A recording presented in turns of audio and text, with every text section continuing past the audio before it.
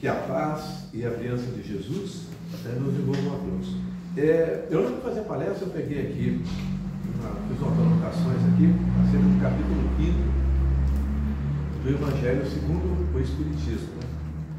E é interessante como a gente faz com o livro dos médiuns aqui nas sextas-feiras, a gente estuda lá o livro dos Espíritos, lá no Lobato há alguns anos, a gente vai passando passa por alguns capítulos, vai passando e a gente vai vendo coisas, sempre vai tirando coisas ao sabor da inspiração e né, da busca. A gente vai vendo nuances que a gente não observava.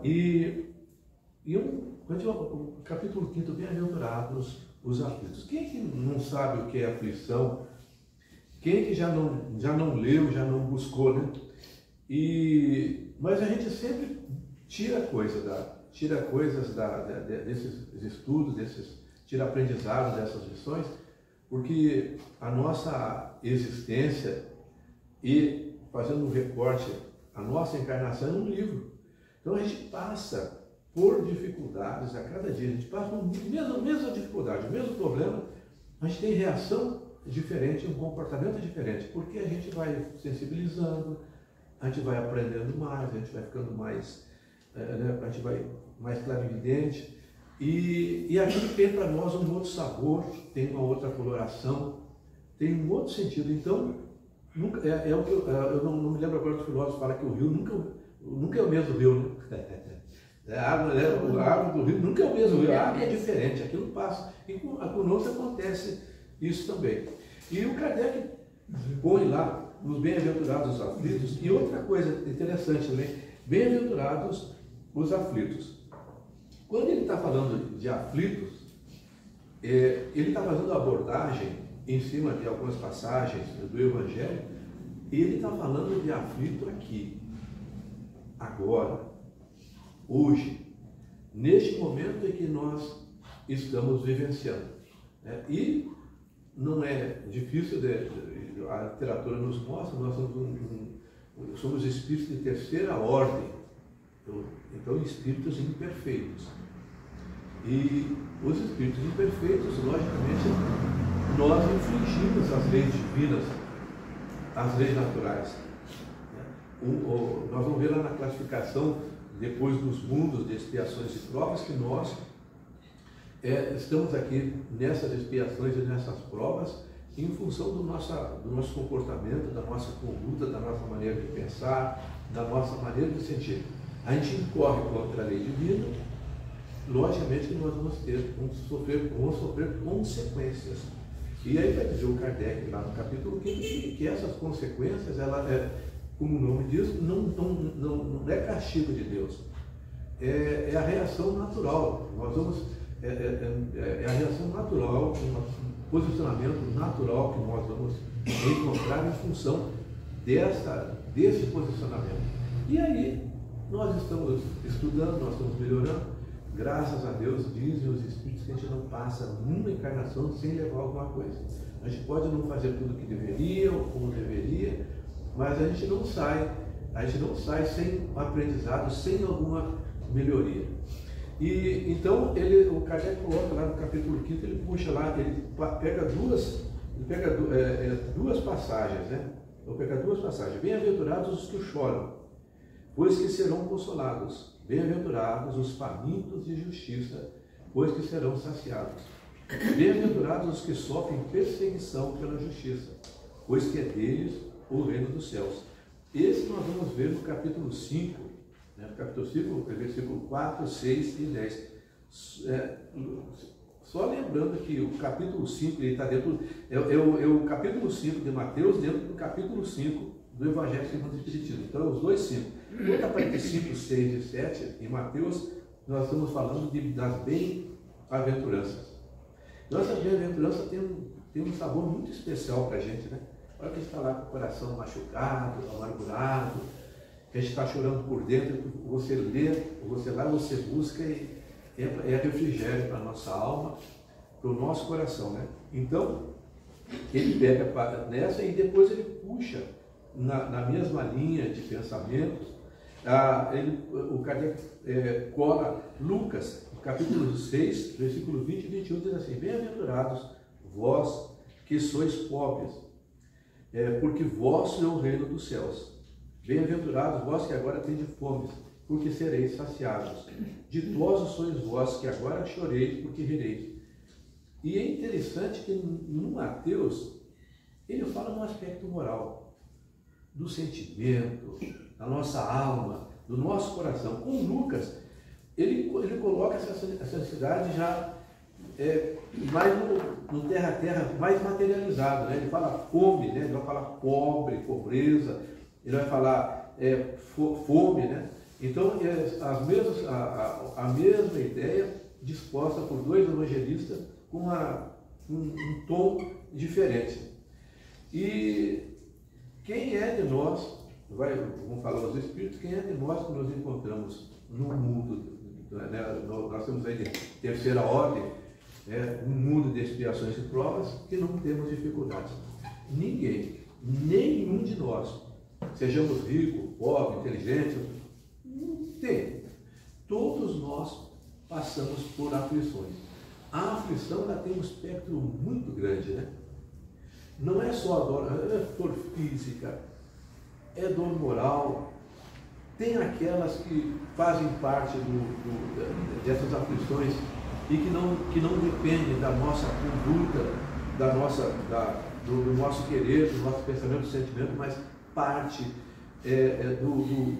do trabalho reencarnatório, porque a gente está sujeito ao calor, sujeito ao frio, sujeito à fome, doenças sazonais. Por mais que nós nos cuidemos, nós vamos ter alguma doencinha, né?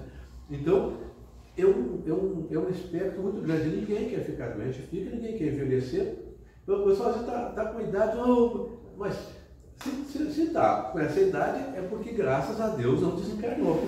Perguntaram um dia eu estava vendo na televisão e estavam vendo lá num lugar que tinha pessoas aí, uma idade bem avançada, né? Então eram super idosos. Aí perguntaram para um que tinha cento e poucos anos, perguntaram para ele, mas ia fazer uma pergunta, ele perguntou para ele assim: diga-nos qual é o segredo, o senhor que chegou nessa idade tão avantajada, diga-nos qual é o segredo do senhor ter chegado até essa idade. Ele virou assim e disse: não morrer. Não, a repórter ficou meio assim, meio sem graça, né? Porque eu ia falar assim, que era dormir cedo, eu queria falar dormir cedo, tipo de alimentação, né? Mas, então, gente, e a gente chega numa certa idade, e aí, logicamente, os inconvenientes que fazem parte do pacote vêm, né? Então a gente vai ver que Jesus vai trabalhando aqui para a gente, vai puxando alguns aspectos para que a gente tenha aquela esperança, aquela confiança e aquela boa vontade frente a qualquer das aflições, qualquer daquelas dores, sejam físicas ou sejam morais, que estão dentro desse arcabouço das aflições. A gente se preocupa com a gente, se preocupa com tudo, com o filho. Então, só que o pulo do gato aqui, falando na linguagem da repórter, o pulo do gato, aqui é a maneira, o Kardec vai trabalhar, que é a maneira pela qual nós enxergamos a vida, nós enxergamos as dificuldades, nós enxergamos as dores, as dificuldades em geral. Então, a gente não vou puxar aqui, mas temos uma palestra, várias historinhas que falam assim que depende o nosso progresso, a nossa felicidade, o nosso bem-estar da nossa visão, né? Tem uma que eu já até contei aqui do Richard Monetti, que chama-se A Cor do Mundo, lá que o livro é uma maravilha, né? E uma razão para viver. E eu sempre gosto de falar porque o livro é todo com várias razões. Cada historinha do livro é uma razão para viver. Então o livro chama Razão para Viver. Cada historinha é uma razão para viver. Aí tem uma lá que chama-se A Cor do Mundo. E aí tem dois óculos, um clarinho e um escuro. E aí ele vai trabalhando nesse aspecto de você, através do Evangelho, através da doutrina, enxergar as coisas sob outra ótica, né? E aí ele conta duas historinhas lá, né? Bem curtinho, a gente planeja uma coisa e seca o outro, né? Mas tem um rapaz, tem um senhorzinho na entrada da cidade, uma localidade muito erma, logicamente no tempo que não havia placa nem nada, e tinha uma árvore na entrada desse lugarejo e com um banco tosco. E nesse banco tosco, sentadinho, um velhinho ali, um idoso ali, né? Aí esse cidadão vem para o carro do lado e pergunta para ele se o lugar que ele procurava, se a localidade que ele procurava estava naquela direção. Ele diz, perfeitamente, é isso aqui mesmo. O senhor siga reto, o senhor vai chegar na cidade. Aí o jovem resolve fazer uma outra pergunta para o senhor. Mas como é que é o povo desta cidade? Aí ele responde, eu queria primeiro perguntar para o senhor como é o povo da cidade que o senhor provém. Aí disse, olha, povo invejoso, egoísta, muita dificuldade, graças a Deus sair daquele lugar. Mas diga aqui como é que é o povo daqui. Olha, eu lamento lhe informar, mas o povo aqui é igualzinho do lugar onde você provém. Aí ele adianta a história, em outra ocasião vem outro rapaz procurando o tal lugar, vê o senhor e pergunta para ele. Ele diz que seguindo em frente, chegaria na cidade. Ele também faz a mesma pergunta. Como é que é? Olha, eu estou chegando agora, eu não sei, pretendo ficar um tempo por aqui. Como é que são as pessoas? Como é que é o povo que reside nesse lugar? Só para, né? Ele diz, olha, moço, como é que é o povo do lugar do seu provém? Ele diz, olha, povo maravilhoso, fui muito feliz, tive muitas oportunidades de trabalho, deixei muitas amizades, lamentei ter que sair, mas por imperativos profissionais, eu estou vindo para essa localidade. Mas diga como é que é o povo. Diz, agora, seja bem-vindo. O povo daqui é igualzinho do lugar onde você provém. Então ele vai discorrendo nessa. Aí tem um representante comercial lá, depois ele coloca, bem podia ser a mesma, que o representante comercial chegou na cidade e diz, mercado péssimo, todo mundo de pé no chão. Mercado péssimo, mandou o telegrama. Aí veio um outro vendedor, olhou e disse, olha, mercado promissor, grandes chances de venda, né? Ninguém tem calçado. Então, é a maneira pela qual você enxerga. Então, o Jesus vai nos trazer, através desses ensinamentos, uma visão diferente. E veja bem que nós estamos no século XXI e a gente está com uma visão parecida com aquela dos judeus. Porque os judeus tinham uma ideia, um acordo que foi feito com Moisés lá do Monte Sinai, que ele seria o Deus daquele povo, cuidaria deles, teriam fartura nas suas plantações, nas suas crias, ganhariam as guerras, ele cuidaria dele. Em contrapartida, eles deveriam seguir era um contrato, deveriam seguir aqueles ensinamentos ali, né? Que são os 10 ensinamentos da lei mosaica, né? Que redundam na relação nossa com Deus e nossa com o semelhante. E para eles ser feliz, para eles bem-aventurados, o feliz era aquele que tivesse boa colheita, um bom casamento, que tivesse saúde, né? E que, além de rico, que ele prosperasse, não só ser rico, mas a cada ano aumentando as suas aquisições e que entrassem em guerra e, logicamente, fossem vencedores das nações inimigas. Então, era esse. E mais, tinha uma terra prometida, né? Mas essa terra prometida, na visão deles, era material, era um lugar, né? Era um lugar que Deus ia providenciar para ele, porque ele saiu do Egito, andando lá a esmo do deserto, então ia ter um lugarzinho lá apropriado para eles, que eles estariam lá. Então, eles vinham tudo nesse aspecto material. Vem Jesus e dá um outro aspecto. Não só ele vai falar que Deus é Pai de todos nós, indiferente de nação, indiferente de país, mas ele vem em benefício não do rico, não do poderoso, não para beneficiar nenhum, de nós no aspecto financeiro. Ao contrário, a balança vira, né? Se os judeus falaram, lá vai um bem-aventurado, aquele lá é um sacerdote, né? O bem-aventurado, aquele lá é um fulano lá, rico e tal, tal, tal. Jesus vem e diz assim, não, bem-aventurados os que sofrem, os que choram, né? Os pobres de espíritos. Ele fala, porque deles é o reino do céu. E ele traz para nós uma proposição. A situação de hoje, a situação de agora, consubstancia um posicionamento nosso diferente no futuro. É no futuro, então é esperança. É no futuro e é um mundo, já não é mais a terra prometida, não é? É o reino dos céus.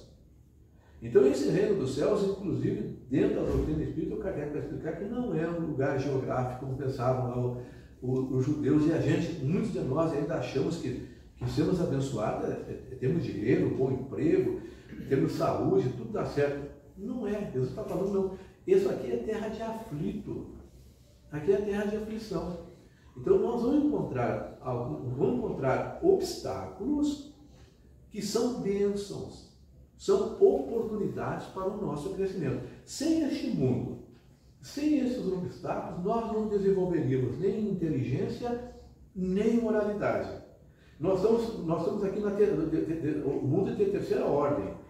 Nós, logicamente, devemos almejar um mundo de segunda ordem. Diz o Kardec que nós deveríamos passar nessa encarnação pensando assim, eu vou trabalhar, eu vou incorporar esses valores para que na próxima encarnação minha seja num outro mundo. O Kardec vai colocar, os Espíritos vão falar para nós, que nós deveríamos pensar assim, valorizando isso aqui e fazendo o melhor possível.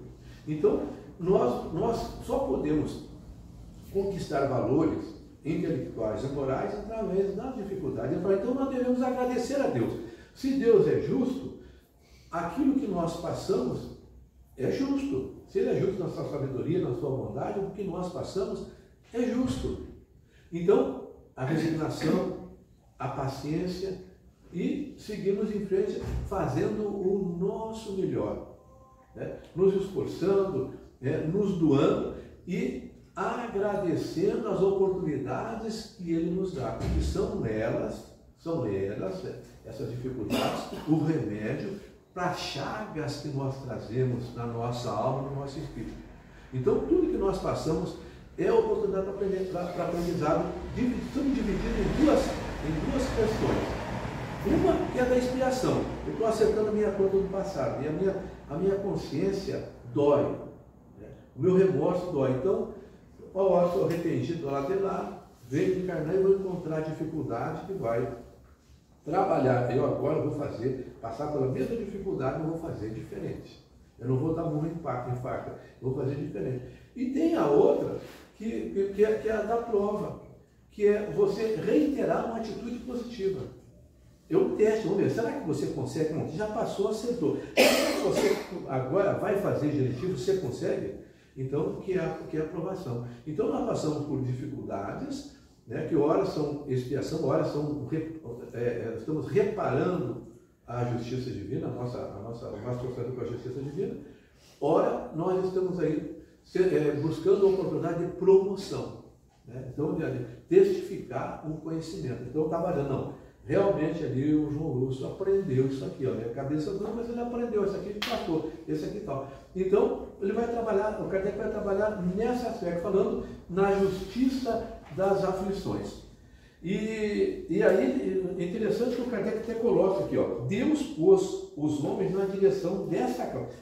Os ensinos que Deus deu, ó, por meio dos ensinos de Jesus, que está no Evangelho, e nós estamos trabalhando hoje aqui na Bem-aventurança, Deus pôs os homens na direção dessa causa.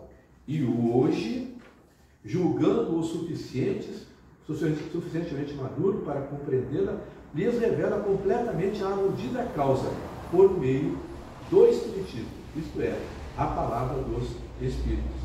Então, Deus nos prestou, por intermédio de Jesus, ensinamento nos direcionando, né? E hoje, o Espiritismo vem esclarecer e aprofundar para nós, com mais clareza, essa verdade que é eterna, né? Aí o Kardec vai colocar motivo da resignação. Eu achei muito interessante. Ó. Ele fala aqui que Jesus aponta as compensações, ou a compensação que hão de ter os que sofrem, e a resignação que leva o padecente a bem dizer do sofrimento como prelúdio da cura. Então nós todos somos pacientes aqui, internados neste hospital, e os Espíritos falam isso, né? Que o planeta Terra é um educandário e é um hospital, onde todos nós encontramos buscando instrução e curando as chagas que nós trazemos na nossa alma. Né? Ele fala, as provas suportadas pacientemente na Terra, né, essas dores nos poupam séculos de sofrimento na vida futura. E essa vida futura, nós devemos pensar em dois aspectos. O primeiro é na próxima encarnação. Estou passando agora, na outra eu não vou passar, vou estar em condições de passar dificuldades de outra natureza e não nessa intensidade. E aí ele fala assim, ó, na vida futura, deveis, pois, sentir-vos felizes por reduzir Deus a vossa dívida, permitindo que a saldeis agora, o que vos garantirá tranquilidade no porvir. Olha que interessante, né?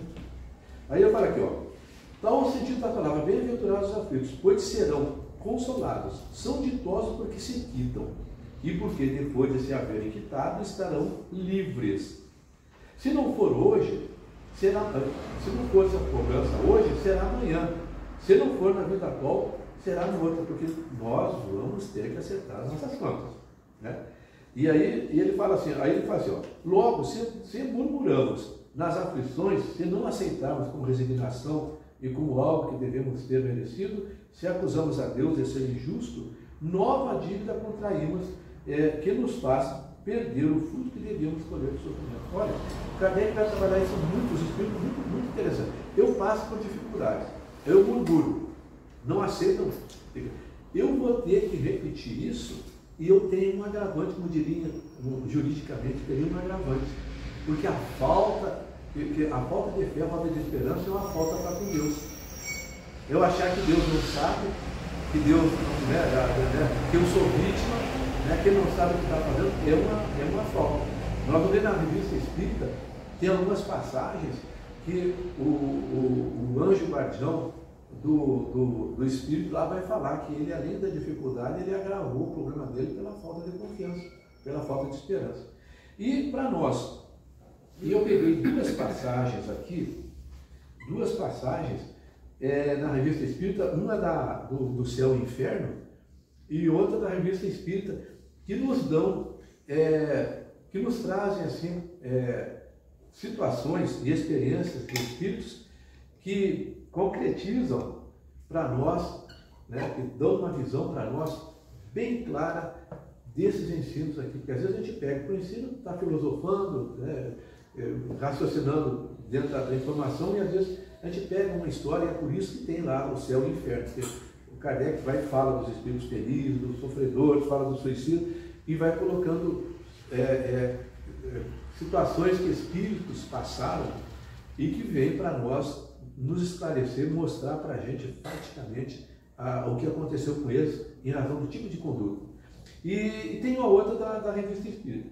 O primeiro que eu peguei, essa está na revista Espírita de 1860 e está no Céu e Inferno, lá no Suicidas. Então ele conta para nós que no início da Guerra da Itália, em 1859, 2 anos depois do lançamento do Livro dos Espíritos, 1859, né? Existia um negociante de Paris, pai de família, gozando da estima geral de todos os vizinhos. E ele tinha um filho único. E ele era negociante, estava falando pai de família e muito bem quisto. O filho dele foi chamado para servir na guerra. Ele, um amor muito grande pelo filho, mas também desprovido de consciência, de religiosa, amor. Ele disse, olha, eu não quero que meu menino vá para a guerra, eu não quero que meu filho vá para a guerra. E aí ele pensou consigo, disse para consigo, se o meu filho for filho único de viúva, ele não será recrutado, né? E assim pensando, ele foi e concretizou, praticou o suicídio, né? E aí o que acontece? Tinha uma conhecida dele, uma pessoa que conhecia ele e que participava da Sociedade Espírita Parisiense. Passado um ano, ela teve a ideia, de saber como é que estava esse espírito. E aí falou com o Kardec, e o Kardec falou com São Luís era que dirigia os trabalhos, era sempre ele que dizia quem podia, quem não podia, se tinha condições ou não. Ele falou, e aí ele perguntou se podia. O Kardec, o São Luís disse: tem de bondade de dizer-nos se podemos fazer a educação do homem do qual acabamos de falar. Ele respondeu: sim. Ele ficará mesmo muito feliz, pois ficará um pouco aliviado. E a gente vai ver no livro dos médiuns, a gente vai entrar no livro dos médiuns e vai ver mesmo depois no Céu e Inferno, que as perguntas nunca podem ser para interesse pessoal e nem material, né? Ela tem que ser sempre de um aspecto moral, de aprendizado, de instrução. Então, quando os espíritos que o Kardec evocava, em princípio, beneficiava ele pela presença no grupo. E a história deles serviam de instrução para o grupo ali e, logicamente, para nós. Porque às vezes estão imortalizados na revista espírita, estão imortalizados lá no céu e o inferno. E aí ele vai e chegou o espírito, esse espírito, o pai, esse aqui, né? E falou: obrigado, sofro bastante, mas pontinhos, é justo, no entanto ele me perdoará. Só lembrando que naquela época a evocação evocava o espírito e a média era psicógrafa. A psicografia, né? Então ela escreveu mais pontinhos. Aí o Kardec viu que ela queria falar que Deus é justo, que o perdoaria. Aí ele faz essa observação. Aí ele volta e diz assim: preenchi a lacuna que acabais de deixar. Ele falou: estou indigno disso. Aí o Kardec volta: vós dizeis que sofreis, erraste sem dúvida ao vos suicidardes. Mas será que o motivo que vos levou a esse ato não vos valeu nenhuma indulgência? Ele responde: minha punição será menos longa, mas a ação praticada não é menos má. Ele fala: poderia descrever-nos qual a punição sofreis? Eu sofro duplamente em minha alma e em meu corpo, sofro neste último, embora não o possuindo, mas como o amputado sofre do seu membro ausente. E aí ele vai respondendo as perguntas do Kardec, mas sempre na ideia de que ele, em nome do amor ao filho, ele praticou o suicídio, né? E está arrependido, sabe que o que ele fez foi errado, né? E era um tipo, nós estamos vendo um tipo de aflição que ele estava fazendo. A aflição dele, naquele momento significativo, era a possibilidade, era o fato do menino ir para a guerra e a possibilidade dele desencarnar. Aí, no final da conversação, o Kardec pergunta para o São Luís: então, verte a comunicação, vamos ver no que é que fica de ensinamento, o que fica de aprendizado para a gente com a ação desse Espírito. Aí o São Luís fala assim, ele fala: tende bondade de nos dar a vossa apreciação pessoal sobre o ato do Espírito que acabou de evocar. A resposta do São Luís: esse Espírito sofre justamente, pois não confiou em Deus, o que é uma falta sempre punível. Não confiar, você não ter esperança, já é uma falta. E a punição seria terrível e muito longa se ele não tivesse a seu favor um motivo muito louvável, que era o de impedir o filho de ir para a morte. Deus, que vê o fundo dos corações, o que é justo e o que não é, não pune, a não ser segundo as suas obras. Aí, o Kardec, o pessoal fala que o Kardec, que tem quatro classificações, os espíritos lá de segunda ordem, né? O Kardec é um espírito de segunda ordem. Mas a gente vê que ele está lá no superior. O superior já está com um pezinho, está saindo para a segunda e está entrando para o espírito puro, né? Porque tem o benévolo, depois tem o de inteligência e ciência, e depois tem o de bondade. Aí, lá em cima, o superior. O Kardec ele corrige certos espíritos, coloca diferentes, Santo Agostinho, nós vamos ver na revista falando que ele tinha uma... Né? Aí o Kardec, abaixo do São Luís, ele coloca assim, observações. À primeira vista, esse suicídio parece desculpável, porque pode ser considerado como um ato de abnegação. Ele o é, com efeito, mas não é completamente.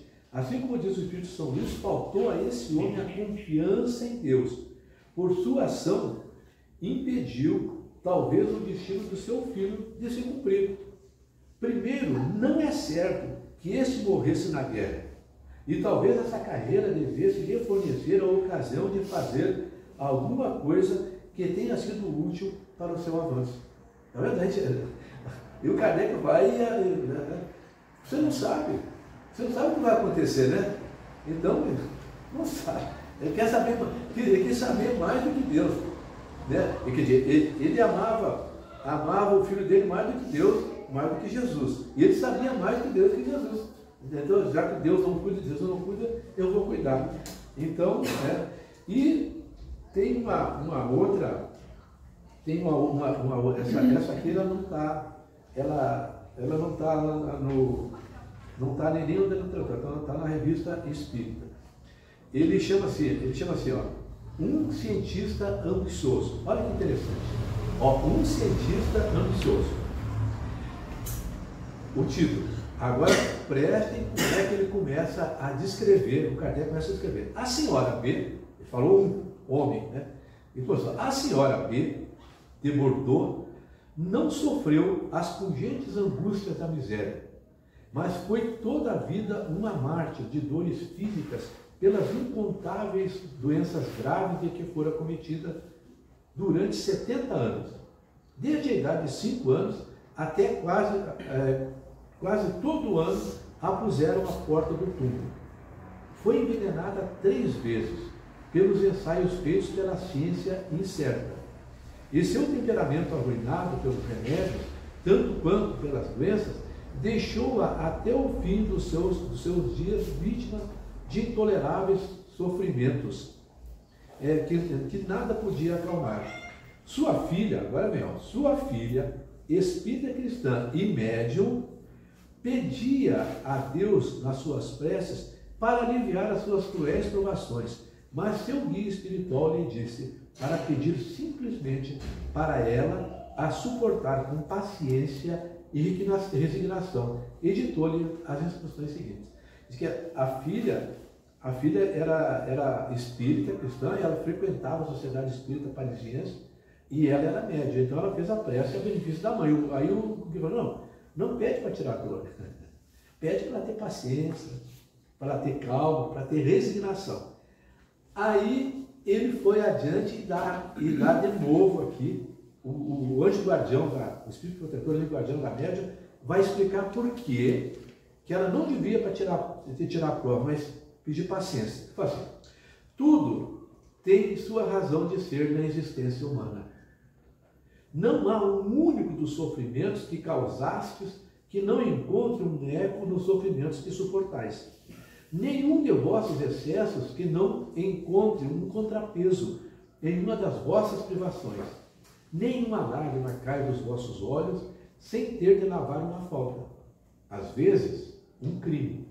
Aguentai, então, com paciência e resignação vossas dores físicas ou morais, por mais cruéis que vos pareçam, e pensai no cultivador cujos membros pendem de cansaço, mas que continua sua obra sem se deter, pois tem sempre diante dele as espigas douradas que serão os frutos da sua perseverança. Agora vai. Tal é o destino desta infeliz, aí vem, ó, que sofre na vossa terra. A aspiração para a felicidade, que deve ser o fruto da sua paciência, torná-la forte contra as dores passageiras da humanidade. Assim ocorre que tua mãe, com tua mãe, Cada dor que ela aceita como uma expiação é uma mancha apagada do seu passado. E quanto mais cedo todas as manchas forem apagadas, mais cedo ela será feliz. Somente a falta de resignação torna o sofrimento estéril, pois então as provas deverão recomeçar. Portanto, o que é mais útil para ela é a coragem e a submissão. E o que é preciso pedir a Deus e aos bons espíritos que a concedam. Agora vem a cerejinha do bolo. Tua mãe foi outrora um bom médico, muito conhecido numa classe em que nada custa assegurar o bem-estar, e na qual ele foi cumulado de dons e de honrarias.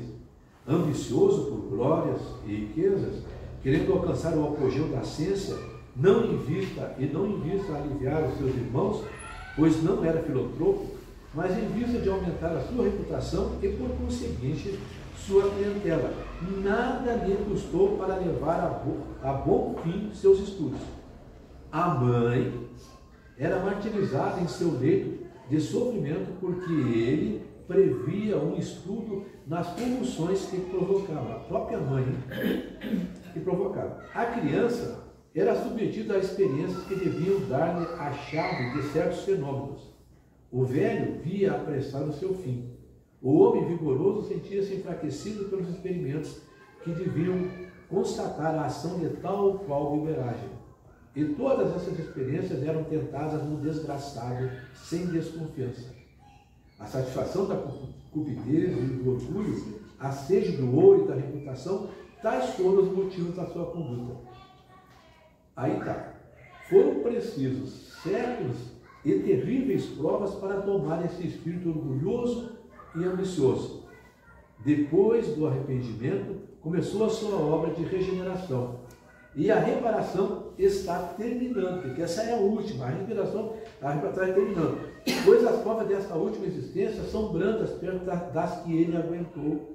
Portanto, coragem, se a pena foi longa e cruel. A recompensa concedida à paciência, à resignação e à humildade será grande. Coragem, aí o Espírito vai e faz uma mensagem coletiva. Ó. Coragem, vós todos que sofreis, pensais no pouco tempo que dura uma existência material. Pensai nas alegrias da eternidade. Chamai a vós a esperança, esta amiga devotada de todo o coração sofredor. Chamai a vós a fé, irmã da esperança, a fé que vos mostra o céu, onde a esperança faz penetrar antes do tempo. Chamai também a vós os amigos que o Senhor vos dá, os nossos anjos guardiães, os amigos espirituais, que vos rodeiam, vos apoiam, vos amam, e cuja constante solicitude vos leva de volta àquele que haveis ofendido ao transgredir as suas leis.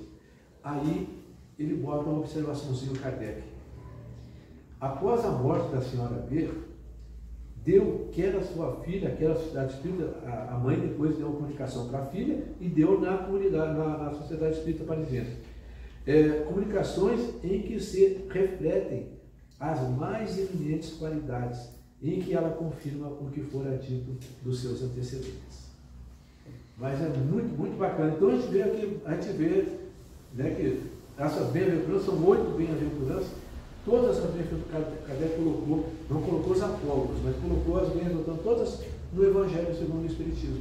Então, nós somos bem-aventurados, a gente não pode esquecer, né, o que estamos acertando as nossas contas hoje, para que a próxima encarnação nossa seja melhor e entre a outra encarnação e essa a gente passe também para a parte espiritual numa situação diferente. E aí eu peguei, para nós encerrarmos aqui as nossas reflexões, em João 16:33, diz assim, ó, eu disse essas coisas, as bem-aventuranças dos ensinos todos, eu disse essas coisas para que para que vós tenham paz. Neste mundo tereis aflições, mas tende bom ânimo, eu venci o mundo. Então, no mundo, Jesus fala, no mundo tereis aflições. E a gente acha que vai, né, que a gente, né, tem passe livre, que não vai ter. Né? Então, o problema não é a aflição. O problema é a forma pela qual nós enxergamos, pela qual nós vivenciamos. Então, vamos dizer os espíritos que a gente já tem, pode ter uma felicidade relativa, falando de bem-aventurança. A gente pode ter uma felicidade relativa aqui, desde já.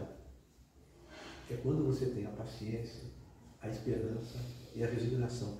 Porque aí a dor não fica... Quando você não acredita, não tem fé, é terrível a dor. Você não conta, você não tem, né? Você não vê final na dor, não vê remédio, não, né? E ele está falando para nós, quando você está com confiança, com esperança, buscando em Jesus, o anjo guardião, ele vem te auxilia. Coloca por amor que vão em frente. E o que é uma encarnação, né? A gente olha para trás, eu estou falando desde que já por mim, né? Então, estou fazendo 68 anos. A gente olha assim, mas foi ontem. Foi ontem. E aí, cada um de nós aqui, vou passar mais, cada percalço na minha vida, passou. Passa, né? Aí, como disse lá, a Maria, mandando por intermédio de Leandro para o Chico, né? Isso também passa. Né? Passa. Tudo passa. Tudo passa. O que fica é o aprendizado, são os créditos do nosso trabalho. Que a paz e a bênção de Jesus nos envolvam a todos.